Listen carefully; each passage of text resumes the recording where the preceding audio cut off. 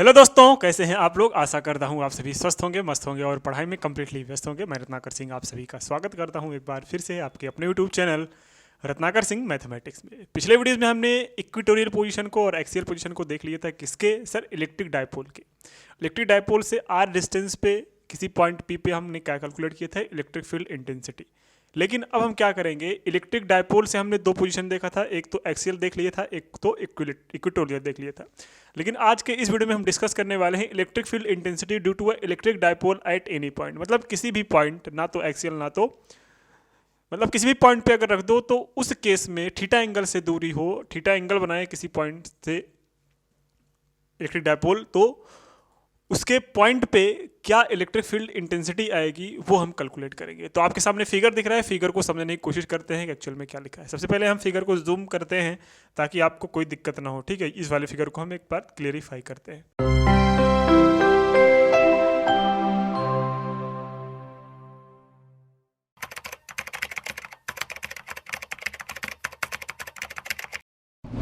आपके सामने ये जो फिगर दिख रहा है ये एक इलेक्ट्रिक डायपोल है। इलेक्ट्रिक डायपोल ये येलो कलर वाला है। प्रॉपर इलेक्ट्रिक डायपोल क्या है इसमें? इलेक्ट्रिक डायपोल में ये इसका सेंटर है, ये एल है, ये एल है, इसका लेंथ है, ये माइनस क्यू चार्ज है, प्लस क्यू चार्ज है। मतलब ये येलो वाला जो है वो पूरा पूरा आपका इलेक्ट्रिक डायपोल है। ठीक है, इस येलो वाले इलेक्ट्रिक डायपोल से हमने आर डिस्टेंस पे, इसको हम आर डिस्टेंस ले लेते हैं। कितना है ये? आर डिस्टेंस है। ठीक है, ये टोटल आर डिस्टेंस है। आर डिस्टेंस पे हमने कोई पॉइंट पी लिया है। इस पॉइंट पी पे हमें क्या कैलकुलेट करना है? इस पॉइंट पी पे हमें कैलकुलेट करना है electric dipole moment. Okay, electric dipole moment क्या होगा? वो sorry, electric field intensity calculate करनी है। अब कैसे निकालेंगे सर? अब देखो, अगर ये थीटा एंगल बना है तो हमने क्या किया, हमने दो केसेस एराइज किए। कौन कौन से? सपोज दैट एक बार हमने इसके इक्वेटोरियल पोजीशन पे लेट कर लिया और एक बारी हमने क्या कर लिया, इसके एक्सियल पोजीशन पे लेट कर लिया। तो जब हम इक्वेटोरियल पोजीशन पे करेंगे तो येलो वाला, जब हम इक्वेटोरियल करेंगे तो येलो वाला इसका, क्योंकि जो इलेक्ट्रिक डायपोल मोमेंट का जो डायरेक्शन होता है, ध्यान से सुन लो, इलेक्ट्रिक डायपोल जो मोमेंट का डायरेक्शन होता है, मैं यहाँ पे लिख दूं डायपोल मोमेंट का जो डायरेक्शन होता है वो कितना होता है? वो होता है सर निगेटिव टू पॉजिटिव। ठीक है, तो ये पी का डायरेक्शन बता रहा है ना, ये पी का डायरेक्शन बता रहा है, क्योंकि ये तो पी था। जब हम इसको घुमाए और एक बार ऊपर घुमाए तो ऊपर अगर थीटा एंगल बना रहा है तो ये क्या वाला क्या हो जाएगा? ये वाला भी पी होगा। लेकिन जब थीटा एंगल बना रहा है तो ये वाला पी, ये वाला जो पी होगा ये हो जाएगा पी कॉस थीटा, और ये वाला जो बनेगा वो बनेगा पी साइन थीटा। नहीं समझे? नेट, अरे भाई एक्चुअल में डायपोल कैसे है? रिजल्टेंट डायपोल तो ऐसे ही है। इसका डायपोल मोमेंट का डायरेक्शन कैसे आएगा? निगेटिव टू पॉजिटिव ऐसे आएगा। लेकिन हमने जब इसको इस एंगल पे घुमाया, फिर इस एंगल पे घुमाया, इस एंगल के थीटा लिया, जब हमने इक्वेटोरियल लिया, इक्वेटोरियल पे जब लिया तो इसका जो आएगा पी कॉस थीटा हो जाएगा। सॉरी, एक्सियल में जब लिया तो क्या हो जाएगा? P cos theta. और जब इक्वेटोरियल पे लिया, इक्वेटोरियल पे ये क्या हो जाएगा? P sine theta. बात समझ में आ रही है? क्योंकि ये पी था, इस ये थीटा से दूर वाला हमेशा साइन थीटा होता है, थीटा के पास वाला हमेशा कॉस थीटा होता है। इतना बात समझ में आई कि नहीं आई? ये हुआ आपका पी कॉस थीटा, ये हुआ अपना P sine theta, electric dipole moment. कोई दिक्कत? आप बोलोगे नहीं सर कोई दिक्कत नहीं है। अब जब हमें डायपोल मोमेंट मिल गया, कैसा मिल गया? सबसे पहले वाला सर इक्वेटोरियल पे मिला क्या हमें? इक्वेटोरियल पे हमें मिला कितना सर? हमें मिला P equatorial P sine theta मिला, पी साइन थीटा। अच्छा सर, एक्सियल पे कितना मिला? एक्सियल पे मिला हमें पी कॉस थीटा। अब अगर हम इस पॉइंट पे बात करें, किस पॉइंट पे? इस पॉइंट पे बात करें सर, इस वाले पॉइंट पे, इस पॉइंट पी पे अगर बात करें कि जो इलेक्ट्रिक फील्ड इंटेंसिटी आएगी वो कितना आएगी, तो जो नेट इलेक्ट्रिक फील्ड इंटेंसिटी आएगी ऐसे आएगी। क्यों आएगी? देखो, जब हमने कैसे लिया, जब हमने एक्सियल लिया तो पॉजिटिव से नेगेटिव जाती है, तो पॉजिटिव से जाती है इलेक्ट्रिक फील्ड लाइन, तो ये हुआ, मतलब ये एक्सियल वाला हुआ। बात समझ में आ रही है? मतलब देखो भाई, ये एक इलेक्ट्रिक डायपोल दिख रहा है आपको कि नहीं दिख रहा है? ये वाला दिख रहा है, ये वाला। इसकी वजह से जो इलेक्ट्रिक फील्ड लाइन है तो बाहर की ओर जाएगी, बाहर की ओर मतलब इससे इधर जाएगी, तो ये E1 हो गया। अच्छा, जब ये वाला है, एक इलेक्ट्रिक डायपोल ये बन रहा है ना, इक्वेटोरियल वाला। इक्वेटोरियल में क्या होता है? प्लस से माइनस की ओर, तो प्लस से माइनस की ओर मतलब इस डायरेक्शन में, तो इस डायरेक्शन मतलब हमने यही लिया है, पैरेलली शिफ्ट कर लिए इधर, ये हो जाएगा E2। अब E1 और E2 को अगर हम पैरेललोग्राम ला से जोड़े तो इसका नेट रिजल्टेंट क्या आता था? आपको याद होगा जो इसका नेट रिजल्टेंट आएगा, एक सेकेंड भाई कहाँ, जो इसका नेट रिजल्टेंट आएगा ई, वो क्या आएगा आपको पता है, by the parallelogram law, by the parallelogram law से ईज की जो वैल्यू आएगी वो क्या आएगी, वो आएगी अंडर रूट E1 का स्क्वायर प्लस E2 का स्क्वायर, यही तो होता है ना, ये नेट रिजल्टेंट होगा। तो रिजल्टेंट हम बाद में कैलकुलेट करेंगे, पहले हमें तो E1 और E2 चाहिए। और E1 E2 कैसे आएगा, ध्यान से देख लो, E1 E2 कैसे आएगा सर, हमने इक्विटोरियल के लिए E1 याद किया है, कैसे याद किया है, इसके लिए इक्विटोरियल की अगर बात करें, for equatorial position, for equatorial position के लिए क्या होगा, जो E1 आएगा, क्योंकि E1 E2 आएगा, है ना, पहले एक्सियल ले लें क्या, चलो पहले एक्सियल ले लेते हैं, है ना, पहले एक्सियल ले लेते हैं, एक्सियल E1 हो जाएगा, है ना। चलो फॉर एक्सियल पोजीशन तो क्या हो जाएगा E1। तो अगर E1 की बात करें, तो यहाँ पे E1 क्या होगा, आपको पता होगा एक्सियल पोजीशन में क्या होता है सर K, यहाँ पे होता है 2p/r³ होता है, याद होगा आपको। और आपको K की वैल्यू क्या होती थी, K की वैल्यू आपको याद होगा 1/4πε 2p/r³। ये तो हुआ E1, ये क्या हुआ अपना E1, इसको हम इक्वेशन नंबर फर्स्ट लेट कर लें, है ना। चलो ऐसे हम उसमें याद होगा आपको, किसमें सर, इक्विटोरियल पोजीशन में याद होगा। तो इक्विटोरियल पोजीशन की जब बात करेंगे, ठीक है, इक्विटोरियल पोजीशन की, तो क्या हो जाएगा यहाँ पे E2, और जब E2 की कैलकुलेट करेंगे तो क्या आएगा 1/4πε, और यहाँ पे क्या होता है p/r³। अब यहाँ से देख लो सर, p तो यहाँ पे कैसे हो गया, जब यहाँ पे p लेना था तो ये वैल्यू चेंज हो जाएगी किसमें, ये वैल्यू चेंज हो जाएगी किसमें, अगर हम इस डायग्राम की बात करेंगे तो ये जो E1 = 1/4πε 2p/r³ है, ये p नहीं है, ये p है आपका p cos थीटा, क्या है p cos थीटा। तो जो नेट E1 आएगा, इक्वेशन नंबर हटाते हैं यहीं से, है ना, यहीं पे लिख देते हैं, क्या दिक्कत है। यहाँ पे जो p आएगा वो क्या आएगा, वो आएगा p cos थीटा, और यहाँ पे भी क्या आएगा p cos थीटा, यहाँ पे क्या आएगा p sin थीटा, क्योंकि यहाँ पे जो इलेक्ट्रिक डायपोल मोमेंट है वो p sin थीटा और p cos थीटा है। p cos थीटा किसके लिए था सर, एक्सियल के लिए, p cos थीटा किसके लिए है सर, इक्वेटोरियल के लिए। बात समझ में आई। अब E1 E2 आपके सामने दोनों दिख रहे हैं, अब E1 E2 जब आपके सामने दोनों दिख रहे हैं तो हम ये वैल्यू कहाँ रख लेंगे, उधर रख लेंगे, रख लो वैल्यू, है ना। रिजल्टेंट निकालना है हमें सर, बिल्कुल रिजल्टेंट निकालते हैं। तो चलिए रिजल्टेंट कैलकुलेट करते हैं। तो नेट E = क्या होगा, इन अंडर रूट E1 का स्क्वायर प्लस E2 का स्क्वायर, है ना। वैल्यू रख लो सर, कैसे कैलकुलेट करोगे ध्यान से देख लो। E = अंडर रूट E1 की वैल्यू क्या है 1/4πε, है ना, और यहाँ पे हो जाएगा 2p cos θ/r³ का होल स्क्वायर, और यहाँ पे क्या हो जाएगा प्लस में 1/4πε p sin θ/r³ का होल स्क्वायर। यहाँ से आपको एक चीज़ कॉमन मिल रही है, ये चीज़ें अंडर रूट के अंदर चल रही हैं, तो अंडर रूट के अंदर 1/4πε जब बाहर निकालो तो स्क्वायर है, ये भी स्क्वायर है। तो देखो कॉमन क्या मिल रही है यहाँ पे, ध्यान से देख लो, 1/4πε मिल रहा है कॉमन, और p मिल रहा है कॉमन, तो p मिल गया कॉमन, और यहाँ पे r³ मिल रहा है कॉमन, r³ सबका स्क्वायर है तो सबका स्क्वायर मिल रहा है कॉमन। यहाँ पे क्या बचा, यहाँ पे बचा सर जी 2 का स्क्वायर मतलब 4, और cos स्क्वायर थीटा, क्या बचा 4 cos स्क्वायर थीटा। यहाँ पे क्या बचा, यहाँ पे बचा प्लस में, यहाँ पे सिर्फ साइन स्क्वायर थीटा बचा, साइन स्क्वायर थीटा बचा है, ठीक है। बातें अंडर रूट के अंदर चल रही हैं तो चलने दो।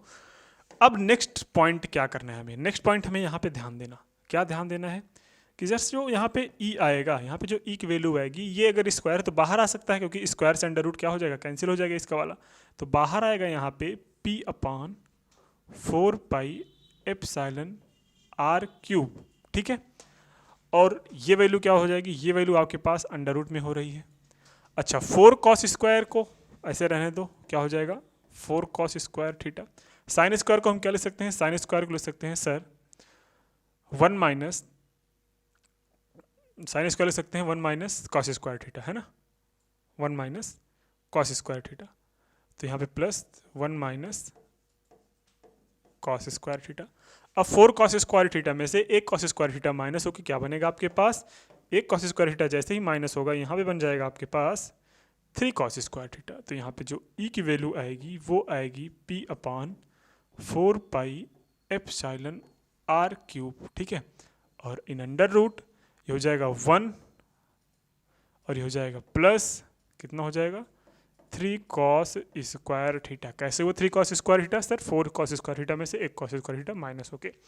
तो अगर हम नेट एक्सप्रेशन लिखना चाहें, इसका नेट एक्सप्रेशन जब लिखना चाहेंगे तो ई की जो वैल्यू आएगी वो आएगी 1 upon 4 pi epsilon into under root 1 plus 3 cos square theta upon में आर क्यूब। ये हुआ आपका इलेक्ट्रिक डायपोल के किसी भी पॉइंट पे अगर हम इलेक्ट्रिक फील्ड इंटेंसिटी कैलकुलेट करें तो उस केस में कितना आपके पास क्या आएगा, इलेक्ट्रिक फील्ड इंटेंसिटी आएगा, वो आपके लिए एक्सप्रेशन ये देगा। अच्छा, अब एक जादू दिखाएं यहाँ पे। जादू क्या है, इक्वेटोरियल पोजीशन में हम क्या रखेंगे, theta is equal to 90 degree, और एक्सियल पोजीशन में theta is equal to 0 degree रखेंगे। और जैसे ही theta is equal to 90 degree रखेंगे तो जैसे कॉस 90 की वैल्यू क्या होती है 0, तो ये आएगा 1 अपान आर क्यूब, और 1 अपान आर क्यूब मतलब एक काम यहाँ गलती हो गया ना, पी गायब हो गया, पी। ये कॉस 0 की वैल्यू सॉरी ये हो गया 0, और 1 अपान आर क्यूब मतलब r cube, 1 upon r cube हो जाएगा। तो p 1 upon 4 pi epsilon p upon r cube, ये तो हो गया एक्सेल, किसका मिल गया, इक्वेटोरियल वाला। लेकिन जैसे हम एक्सियल रखेंगे, एक्सियल में थीटा इक्वल टू 0 रख लो। अब जब थीटा इक्वल टू 0 रखोगे तो कॉस 0 की वैल्यू 1 होता है, और 3 1 4 का अंडर रूट बाहर निकालेंगे तो 2 आएगा, 2p साथ में आ गया आर क्यूब, तो वही मिल गया ना एक्सियल वाला। एक्सियल वाले में 2p अपान आर क्यूब होता था और इक्वेटोरियल वाले में p अपान आर क्यूब होता था। याद समझ में आ रहा है। तो ये एक ऐसा फार्मूला है जिससे आप इक्वेटोरियल वाला भी डिटरमाइन कर सकते हो और एक्सियल वाला भी डिटरमाइन कर सकते हो। अगर आपको कहीं समझने में दिक्कत हो तो भाई एक बार और वीडियो को रिकॉर्ड कर लीजिएगा, नहीं तो एक बार हम फिर से इसको समझाने की कोशिश करते हैं, ठीक है। चलो, डायग्राम सबसे बड़ा चीज़ है इसमें, डायग्राम, क्योंकि जब तक आपको P cos theta P sine theta नहीं समझ में आएगा तब तक बात समझ में नहीं आएगी। क्योंकि ऊपर वाला तो आ जाएगा, क्योंकि ऊपर वाला आसान है भाई। ये इधर एक इलेक्ट्रिक फील्ड लाइन की, एक इलेक्ट्रिक फील्ड का डायरेक्शन इधर जाएगा, एक इलेक्ट्रिक फील्ड का डायरेक्शन इधर जाएगा, है ना। तो इधर वाला ऊपर ही चला गया, देखो ध्यान से बता रहा हूँ, ये इधर वाला ऊपर जा रहा है तो ये वाला हुआ, देखो प्लस से दूर जाता है तो प्लस से दूर, और प्लस से माइनस की, और प्लस से माइनस की ओर इधर आ रहा है। तो ये कैसा हुआ, एक कैसा हुआ, इसके बीच में रिजल्टेंट जाएगा, तो ई वाला कॉन्सेप्ट समझ में आ जाएगा। इसको हम पैरेललोग्राम लॉ से ऐड कर देंगे तो रिजल्टेंट आ जाएगा। लेकिन ये कैसे आ गया, देखो भाई, ये अपना ऐसे था, ठीक है। हमने क्या किया, इसको एक बार इसको इक्वेटोरियल पे किया, एक बार इसको कैसे किया, एक बार इसको एक्सियल पे किया। जब हमने ऐसे किया था तो इसका पी था, जब ऐसे किया, जब और इससे इसके एक्सियल में किया तो थीटा एंगल बना रहा था। जब ऐसे था तो हमने जब इसको किया तो थीटा के बगल वाला जो कंपोनेंट होगा वो पी कॉस थीटा हो जाएगा। तो हम क्या लेंगे इसके लिए, क्या लेंगे इसके लिए, ये जो वाला पार्ट है एक्सियल वाला, एक्सियल के लिए हम क्या लेंगे, एक्सियल के लिए पी जो इक्वल टू क्या हो जाएगा, पी कॉस थीटा हो जाएगा। बात समझ में आ रही है। और ये इक्वेटोरियल के लिए क्या हो जाएगा, इक्वेटोरियल के लिए थीटा से दूर जा रहा है तो पी जो इक्वल टू यहाँ पे क्या हो जाएगा, पी साइन थीटा हो जाएगा। मतलब इलेक्ट्रिक डायपोल मोमेंट हर एक सिचुएशन के लिए चेंज हो रहा है। जब हम एक्सियल वाला लेंगे तो एक्सियल वाले के लिए पी कॉस थीटा ले लिए, और इक्वेटोरियल वाला लिए, इक्वेटोरियल के लिए क्या ले लिया हमने, साइन थीटा ले लिया, है ना। देखो ये इसके लिए साइन थीटा हो गया, इसके लिए कॉस थीटा हो गया, नेट क्या हो गया, हमने वैल्यू रख ली, सॉल्व कर लिया, आंसर आ जाएगा। चीज़ें बहुत आसान है, बस आपको करना क्या है, बस आपको थोड़ा सा ध्यान देना है। अगर आपको स्क्रीनशॉट लेना है इसका तो ले सकते हो, ठीक है। मैं इसको नीचे कर दूँ एक बारी, ये फिगर का ले लो अभी स्क्रीनशॉट, ओके। और ये हुआ नेक्स्ट, इसका भी ले लो। अब अगर आपको डेरिवेशन ना आए तो आप उसका स्क्रीनशॉट ले सकते हो, अदरवाइज आसान है, घड़ाने की कोई ज़रूरत है ही नहीं इसमें। और अगर इतना आपको आ गया, समझ लो आपके एग्जाम में एक क्वेश्चन इस चैप्टर से कंप्लीट हो गए। तीनों में से अगर तीनों आपको समझ में आ गया तो आप जब एग्जाम में बैठोगे तो वहाँ पे तीनों में से एक नई उठा के पूछ लेगा और आप पक्का उस क्वेश्चन को करके चले जाओगे, ठीक है। तो आई होप यहाँ तक समझ में आ गया होगा। अभी थोड़ा सा पार्ट और है, कौन सा पार्ट है ध्यान से देख लो। यहाँ पे जो आपको ये डायरेक्शन दिख रही है, ये इलेक्ट्रिक फील्ड इंटेंसिटी की जो डायरेक्शन दिख रही है, अगर हम इसके ऊपर बात करें, इसके ऊपर, ठीक है, तो इसमें आपको एक डायरेक्शन कभी कभी पूछ लेता है सर ये वाला डायरेक्शन कि इसकी डायरेक्शन कैसी है। अगर हम इसके बीच का एंगल अगर हम फाई ले लें, क्या ले लें, फाई ले लें, तो आप कैसे कैलकुलेट कर सकते हो। तो ध्यान से देखना, पैरेललोग्राम ला से हम इसको एक बार ऐड करते हैं तो देखते हैं वेक्टर कैसे बनेगा। ठीक है, ये वाला वेक्टर ऐसे है, ठीक है, ऐसे ले लिया हमने, ये वाला वेक्टर हमने ऐसे ले लिया, इसका नाम है E1, ओके कोई नहीं। फिर ये है इसका नेट क्या, जिसका नाम है E, और ये इसके परपेंडिकुलर है ये, है ना, तो क्या है ये E2। क्या हम इसको डिस्प्लेस कर सकते हैं ऐसे? बिल्कुल कर सकते हैं सर। जब हम इसको, इस वाले को इधर क्या हम ऐसे लेके चले जाए तो ये हो जाएगा अपना E2, ठीक है, ये हो गया E2।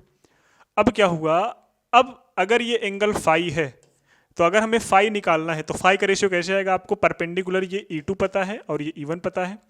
तो ध्यान से देख लो, जो अगर हम यहाँ पे tan फाई कैलकुलेट करना चाहें, क्या tan फाई कैलकुलेट करना चाहें, तो आपके पास एक वैल्यू आ रही है सर, tan फाई जो इक्वल टू होता है परपेंडिकुलर अपॉन बेस। तो परपेंडिकुलर है आपके पास E2, क्या है E2, और बेस क्या होगा E1 होगा, क्या होगा E2 अपॉन E1 होगा। तो tan फाई की जो वैल्यू आई यहाँ पे, E2 की वैल्यू कितना आई थी, E2 की वैल्यू आपने यहाँ पे लिखा था, E2 की वैल्यू कहाँ पे लिखा था सर, यहाँ पे लिखा था, हम वैसे लिख दे रहे हैं, ठीक है। चलो E2 की वैल्यू क्या आई है, E2 वैल्यू क्या था अपना, E2 की वैल्यू थी इक्वेटोरियल पोजीशन, और इक्वेटोरियल पोजीशन पे क्या था, इसको K ही रहने देते हैं, K P upon R cube था। और ये क्या था, E1 की वैल्यू क्या था सर, एक्सियल पोजीशन था, एक्सियल पोजीशन में क्या था, K 2P upon R cube. Sir K से K कैंसिल, R क्यूब से R क्यूब कैंसिल, P से P कैंसिल। तो tan फाई की जो वैल्यू आई, जो tan फाई की वैल्यू आई वो कितना आई, 1/2 आई, कितना आई 1/2। तो कभी कभी पूछ लेता है, इसको आप याद रखिएगा, और इसमें कुछ है नहीं, ठीक है। ये हुआ डायरेक्शन, ठीक। तो ये डायरेक्शन हुआ, tan फाई वैल्यू निकल गई इधर, और इधर हमने ये फार्मूला निकाला भी जस्ट। तो आई होप यहाँ तक आपको चीज़ें समझ में आ गई होंगी, बहुत चीज़ें आसान है ना। तो ये रिजल्ट आप याद रखिएगा, ये जो रिजल्ट आया है अपना, वो आपके न्यूमेरिकल्स में बहुत ज़्यादा हेल्प करने वाली है। तो आई होप आपको ये चीज़ें समझ में आ गई होगी। मिलते हैं नेक्स्ट वीडियो में। नेक्स्ट वीडियो में हम डिस्कस करने वाले हैं कि अगर यूनिफॉर्म इलेक्ट्रिक फील्ड में कोई अगर चार्ज आ जाए, क्या आ जाए, कोई चार्ज आ जाए, पॉजिटिव चार्ज या नेगेटिव चार्ज, तो ये मोशन कैसे करेगा, इस पे जो फोर्स लगेगा उसकी डायरेक्शन कैसे लगेगी, ये मोशन करेगा, इसकी वेलोसिटी कितनी आएगी, इससे एक्सेलरेशन कैसे होगा, इन सब को बारे में हम डिस्कस करेंगे। उसके बाद आएगा अपना क्या, टॉर्क, या फिर डाइपोल मोमेंट का जो डायरेक्शन होता है, ठीक है। जैसे किसी भी इलेक्ट्रिक फील्ड में अभी हमने चार्ज रखा, अब एक डाइपोल रखेंगे, तो इसके ऊपर क्या इफेक्ट पड़ेगा, इस दोनों टॉपिक को डिस्कस करेंगे नेक्स्ट वीडियो में। उसके बाद जो वीडियोज आएंगे उसमें हम डिस्कस करेंगे क्या, सिर्फ न्यूमेरिकल्स की 2-3 वीडियोज आएंगे, उसके बाद चैप्टर क्या हो जाएगा आपका एंड, उसके बाद हम चलेंगे नेक्स्ट चैप्टर पर। ये रहेगी अपनी रणनीति पूरी, मतलब ये पूरा रहेगा अपना प्रॉपर तरीका पढ़ने का सिलेबस, ठीक है। तो अगर इस टॉपिक से कोई डाउट है तो कमेंट सेक्शन में बता दीजिए भैया, क्योंकि लास्ट में जब हम कोई लास्ट वीडियो बनाएंगे उसमें आपका जितना भी डाउट रहेगा, ठीक है, जितना भी डाउट रहेगा उसके लिए हम आपको सेपरेट वीडियो बना के देंगे। अभी तक जितना डाउट आया रहेगा उसके लिए हर एक टॉपिक वाइज वहाँ से आपका डाउट क्लियर हो जाएगा। तो ठीक है, मिलते हैं नेक्स्ट वीडियो में, तब तक के लिए शुभ रात्रि, जय हिंद एंड बाय बाय।